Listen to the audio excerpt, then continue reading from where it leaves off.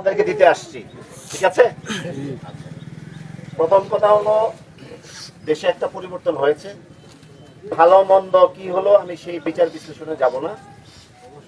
পরিবর্তনের সময় অনেকগুলো বিপদ হয় মানুষের, সাধারণ মানুষের।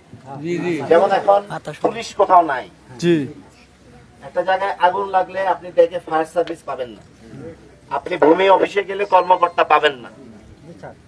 এই যে একটা শূন্যতা, ফাঁকা, এই ফাঁকার সুযোগ অনেক মানুষ নেবে। আমরা এখানে যতগুলো মানুষ আছে এর মধ্যে কি সবাই একেবারে ফেরেশতা? না না না, আমি ইউনিফর্ম পরে আছি দেখে কি আমি ফেরেশতা? তা না। আমাদের মধ্যে ভালো মন্দ আমরা সব ধরনের মানুষ আছি, সব মিলেই আমরা চলবো, এবং সারা জীবন তাই ছিল। আমি আপনাদের সবাইকে অনুরোধ করব, এই যে শূন্যতা, শূন্যতার মধ্যে যাতে কেউ কোনো ধরনের খারাপ কাজ না করে, যেটা আপনার, আমার, আমাদের সকলের